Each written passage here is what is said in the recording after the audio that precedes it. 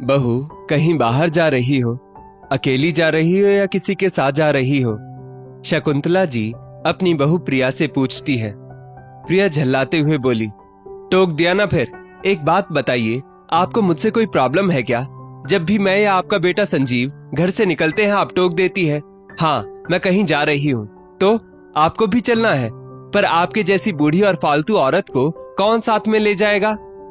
शकुंतला जी बोली, बहू, ऐसा क्यों कह रही हो? अब मैं तुम लोगों के लिए फालतू हो गई हूँ, पर एक समय था जब मैं सबके लिए महत्व रखती थी। खैर छोड़ो, मैं तुम्हें इसलिए नहीं टोक रही हूँ कि तुम मत जाओ, बस कह रही हूँ कि अगर कहीं बाहर जा रही हो तो मेरे खाने का इंतजाम तो करती जाओ। प्रिया बोली, क्यों, आपको क्या लगता है मैं लौटकर नहीं आऊंगी? शकुंतला जी बोली, राम राम, ऐसा मत बोलो, भगवान तुम्हारी सदैव रक्षा करे। मैं इसलिए कह रही थी कि अगर तुम्हें आने में लेट हो गया तो मैं भूखी रह जाऊंगी। प्रिया बोली, एक दिन अगर नहीं खाएंगी तो मर नहीं जाएंगी, और वैसे भी मैं समय पर आ जाऊंगी, तो मेरे पीछे से घर का ध्यान रखिएगा। इतना कहकर प्रिया अपनी पड़ोसन रोशनी के साथ निकल गई। शाम हो गई और बाहर खाट पर बैठी बैठी शकुंतला जी बहू की बाट जो रही थी। थोड़ी देर बाद रोशनी आती दिखी। रोशनी, ओ रोशनी, जरा इधर तो आ बेटा। रोशनी उनके पास आई और बोली, क्या हुआ चाची, आवाज लगा रही थी? शकुंतला जी बोली, अरे बेटा, मेरी बहू भी तो तेरे साथ ही गई थी, वो कहाँ रह गई? रोशनी बोली, अच्छा, हाँ भाभी तो मेरे साथ ही गई थी, पर वहां संजीव भैया मिल गए थे। शकुंतला जी बोली, पर संजीव तो बच्चों को लेने गया था। रोशनी बोली, हाँ चाची, भैया बच्चों को ट्यूशन से ही ला रहे थे, तो भाभी ने कहा चलो आज बाहर खाना खाते हैं, तो वो सबको लेकर होटल में खाना खाने चले गए। शकुंतला जी हैरानी से बोली, अरे तो पहले घर आकर जाती ना। रोशनी बोली, चाची मैं क्या जानूं, और तो और मेरा सामान भी उनकी कार में रखा है। शकुंतला जी बोली, अच्छा ठीक है, तुम जाओ। शकुंतला जी फिर वापस आकर अपनी खाट पर बैठ गई। तकिए के नीचे से अपने पति मनोहर बाबू की तस्वीर निकालकर रोते हुए कहने लगी, देख रहे हो ना, यहाँ बूढ़ी माँ भूखी बैठी है और हमारे बेटे को परवाह नहीं। हाँ भाई, बेटे के पास होटल में खाने के पैसे तो हैं, पर माँ के लिए 2 रोटी का इंतजाम नहीं कर सकता। आप जानते हो, बच्चों की खुशी में मेरी खुशी है, और मैं कौन सा उन्हें जाने से रोकती, पर कम से कम बहू मेरे खाने का बंदोबस्त तो करके जाती। जाते समय रसोई में ताला लगाकर चाबी भी साथ ले गई, जैसे पता नहीं मैं रसोई से क्या चुरा कर खा लेती। दरअसल शकुंतला जी अपने बेटे के साथ रहती थी। 2 पोते पोती भी हैं, सागर और पीहू, पर शायद इस छोटे से परिवार में शकुंतला जी की गिनती नहीं थी। शकुंतला जी अपने बेटे बहू पर आश्रित थी, तो अपना सब कुछ बेटे के नाम कर चुकी थी। आखिर इकलौता बेटा जो था, शादी के पूरे 9 साल बाद कितनी मन्नत के बाद हुआ था। मनोहर बाबू और शकुंतला जी खुद अभाव में रहते, पर संजीव को कभी कोई दिक्कत नहीं होने दी। यहाँ तक कि मनोहर बाबू ने दिन रात मेहनत करके संजीव को पढ़ाया लिखाया, काबिल बनाया और पढ़ी लिखी प्रिया से उसका विवाह करवाया। जिम्मेदारियों के बोझ उठाते उठाते मनोहर बाबू इस दुनिया से चले गए। ले देकर ये घर था, वो भी प्रिया ने संजीव के नाम पर करने की जिद की। शकुंतला जी ने खुशी खुशी मकान बेटे के नाम कर दिया।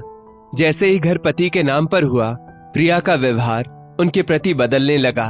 ना वो उन्हें ढंग से खाना देती, ना ही ढंग से बात करती, और कहीं जाती तो रसोई में ताला लगाकर जाती, और संजीव वो सब कुछ जानते हुए भी चुप रहता। एक बार शकुंतला जी ने संजीव से कहा, बेटा, आखिर मैंने ऐसी क्या गलती की जो बहू का व्यवहार बदल गया है? उसकी खुशी के लिए मैंने ये घर भी तुम्हारे नाम पर कर दिया, फिर भी। संजीव बोला, माँ, तुमने तो अपनी जिंदगी जी ली, अब शांति से हमें भी जीने दो।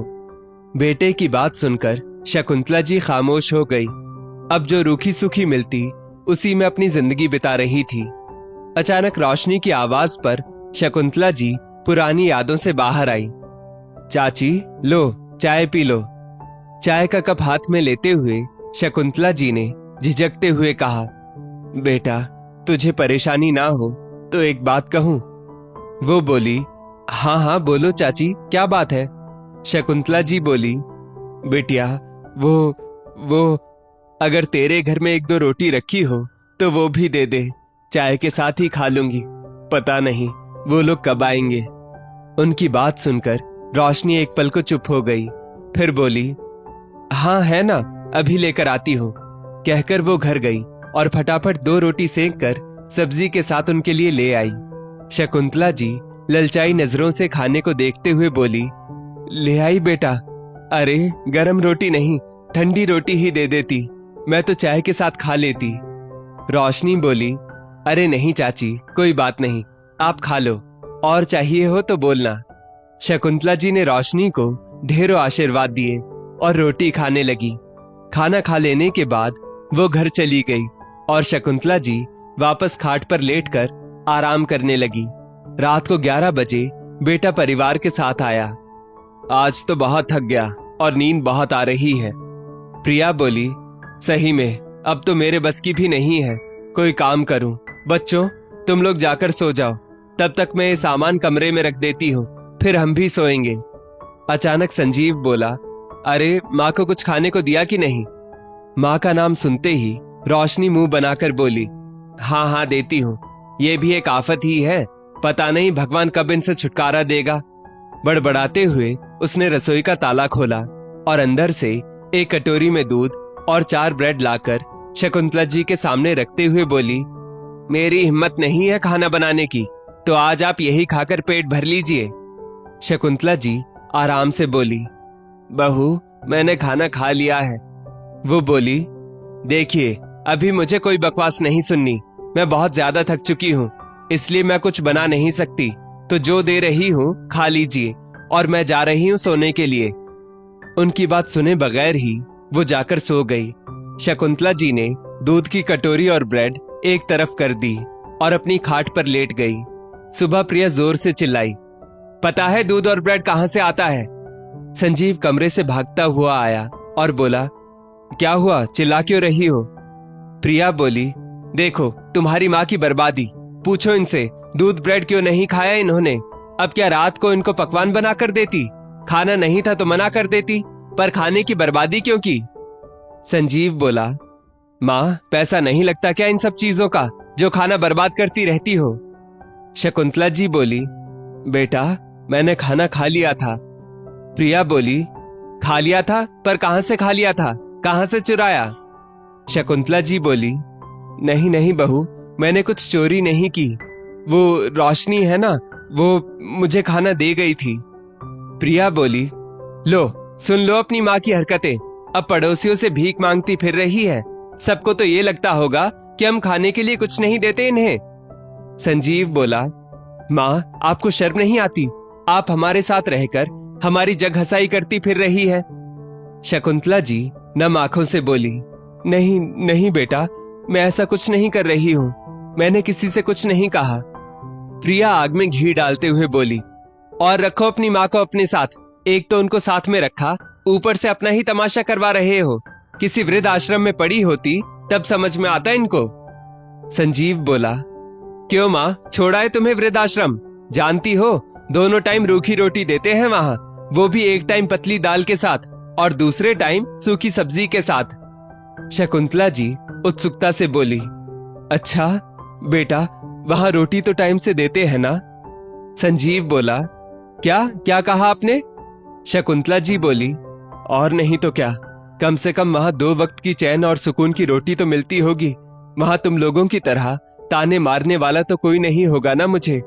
तुम मुझे छोड़ ही आओ, तू बस बता देना मुझे कब जाना है, मैं खुशी खुशी अपना सामान पैक कर लूंगी। उनकी बात सुनकर बेटे बहू की आंखें झुक गई। शकुंतला जी वृद्धाश्रम जाने के नाम पर बेहद खुश थी, पर बेटे बहू की समाज में थू थू ना हो, इसलिए उन्होंने शकुंतला जी को वृद्धाश्रम तो नहीं भेजा। पर शकुंतला जी ने उस रोज कह दिया कि अच्छा उपाय बताया है तुमने, आज के बाद कभी भी मुझे खाने पीने की दिक्कत हुई तो मैं अपने आप वृद्धाश्रम चली जाऊंगी। दोस्तों, इस स्टोरी को लेकर आपकी क्या राय है, नीचे कमेंट करके जरूर बताइएगा, और ऐसी ही और भी बेहतरीन वीडियोस के लिए हमारा पेज जरूर फॉलो करें। धन्यवाद।